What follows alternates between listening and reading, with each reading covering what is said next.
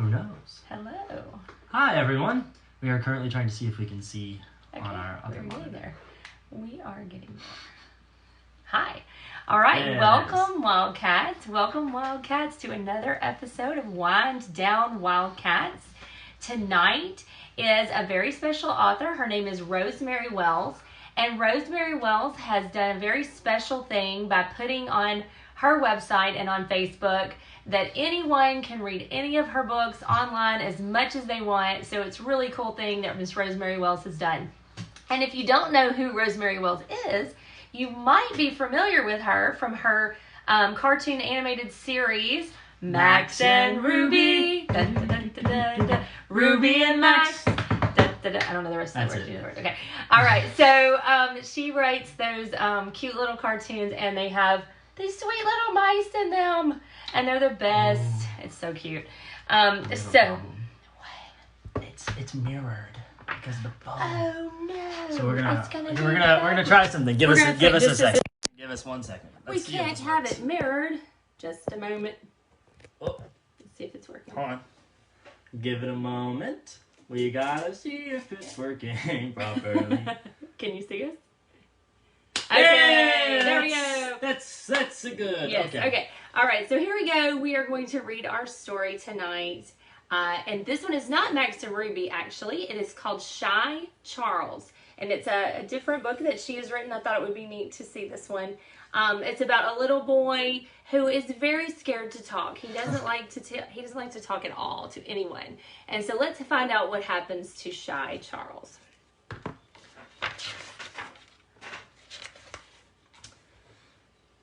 Charles was as happy as he could be.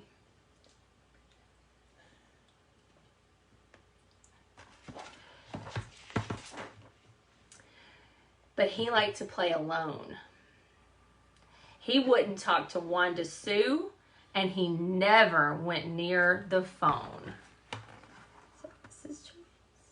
Back it up. Yeah, that's good. And see that old phone? I don't even know if you boys and girls know what that kind of phone is. Okay. Yeah. It's a new day, said Charles' mother. Let's go to the store and say hello. We'll buy a sweet potato pie and we'll say goodbye before we go. What a wonderful morning, said Mrs. Valinsky. A chocolate surprise for my beautiful boy.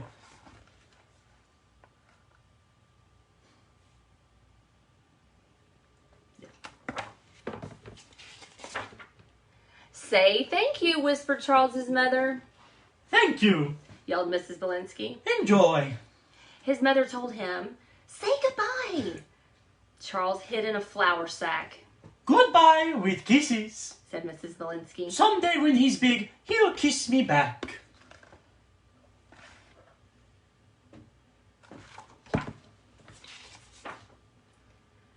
I'm so embarrassed, said Charles's mother. You never say goodbye or thank you. Lucky for you that I'm so nice. Another mother would spank you. This can't go on, said Charles's dad. I'm sick and tired of thank you fights. It's time he played football or joined the ballet. Those are two very different things. Next Tuesday, Charles was in tights. Isn't he sweet? cried Madame Lefleur. Charles wouldn't say maybe, or no, or yes.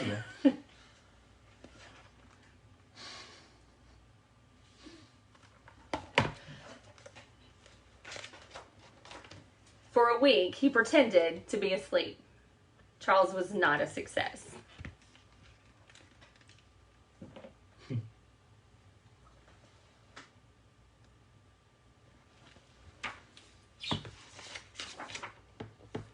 So Charles' father took him to town and bought him some beautiful football things. The shirt was a scarlet with shoulder pads. The helmet had silver wings. Charles, said his father, you'll be the best.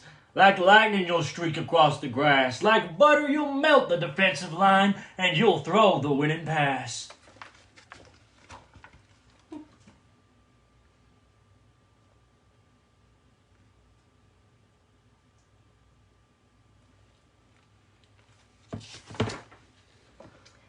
Charles trembled like an autumn leaf. "Ha!" roared his coach. "My name is Fred. He doesn't look so well to me. Take him home and put him to bed."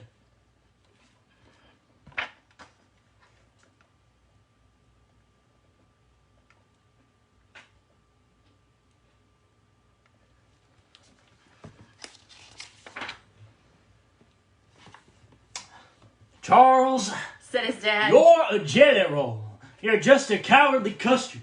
You're like a sandwich without the bread. Not to mention the ham and mustard. How will you ever go to school or find a job or get married?" Charles sat down and cried so hard he had to be carried. Then Charles's father murmured low, "A babysitter is coming tonight. You know the one. It's Mrs. Block. And everything will be all right." Must be a babysitter that he likes.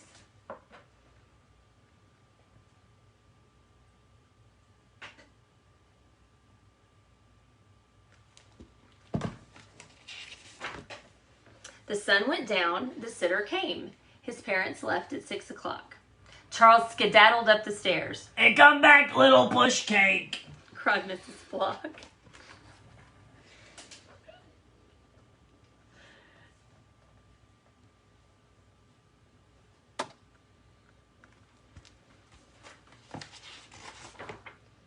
Charles played happily in his room. He made a spaceship out of his chairs. But suddenly there was a terrible crash. Mrs. Block had fallen down the stairs.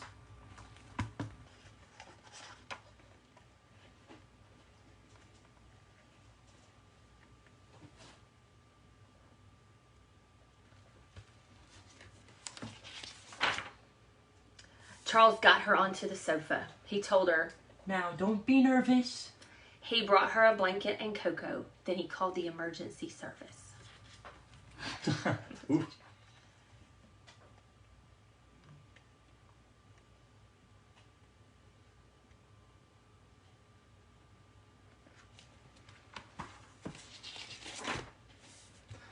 "He saved my life," moaned Mrs. Block. "He's a prince, a gem, a hero." Everyone shouted, Thank you, Charles. But Charles said, Oh, wait. Gotta show this Gotta page. show the picture.